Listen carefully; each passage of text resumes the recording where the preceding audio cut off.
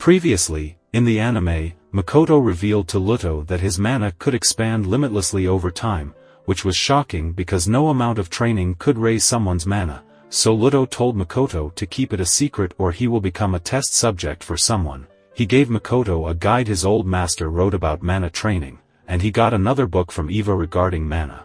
So he started to train himself according to the book and materialized his mana, which was an impossible feat, so when his subjects from Demiplane organized a little competition to test out the strength of the races. Makoto shocked everyone by revealing he could materialize his mana in its densest form, but someone else also sensed his overwhelming strength while hiding in the Demiplane, but this world was created by Tomo under the influence of Makoto, so there were many Japanese resemblances here, even the savage beast, and they threatened the orc to not enter in their area. He lets the orc go with warning.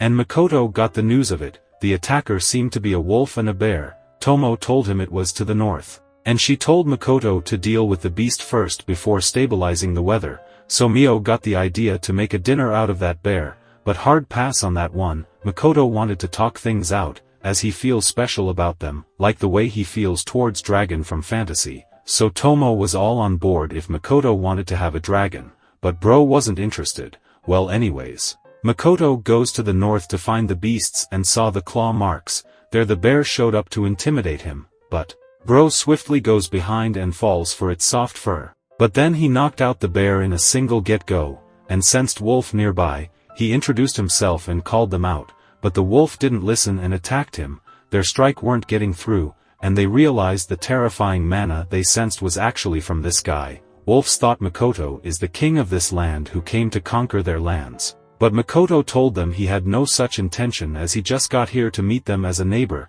It was difficult for wolves to believe that Makoto would share the territory, so Makoto assured them that he does not want violence. Wolves still weren't believing on him, but Makoto just wanted to befriend them. He made his motives clear, which threw the alpha in a daze, so listening to that, their big guy named Brownie came out as he got impressed from Makoto, so Wolf felt assured and accepted his hand of friendship. But he wasn't sure about certain someone who could accept this term. Brownie told him to ignore that guy.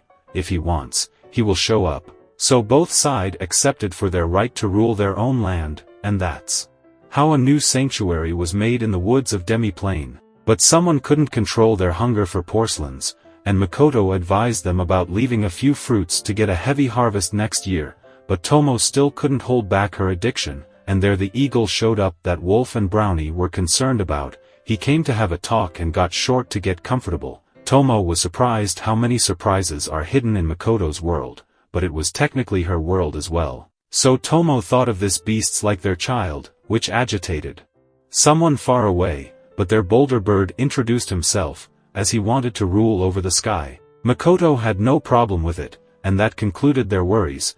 Then Boulder returns back and Makoto thought he had more followers, but Tomo reminded him that the only people who sign contracts with Makoto are supposed to be his followers, and Makoto happily recognized that only Tomo, Mio, and Shiki are his followers. Hearing this, Tomo became shy for the first time. Then, away from there, Jean invited Abelia for drinks, and Abelia took the chance to ask him about Shiki's preference on girls. That was a random, but he felt as he never got chance to talk with Abelia. Reason was, scholarship students have to maintain their grades or they could be expelled from grade fall, and because of it, Jean wanted to defeat a demi-dragon they failed to win against. Abelia thought the same. So that made up their mind. Abelia and Jean were both scouted by the academy for their performance, and unfortunately, Abelia does not have a home to return to and Jean was the same. He had a strong kid in their village named Miranda, who was forced to kill monsters nearby village. A tough kid and also his first love.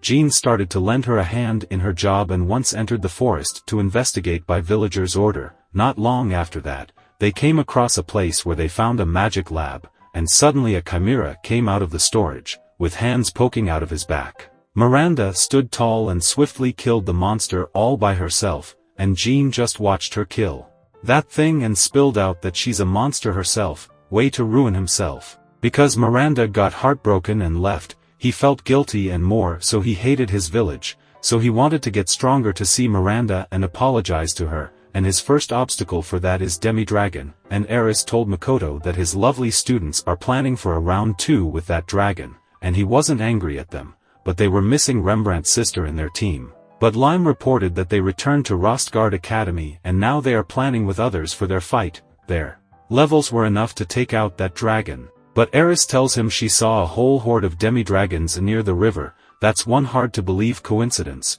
and Shiki took on to look into this matter. As for kids, Eris knew kids would start their search from the place they found the dragon, so they should just leave one out there, and Makoto and Shiki went out and found a blood with a dragon statues in that area.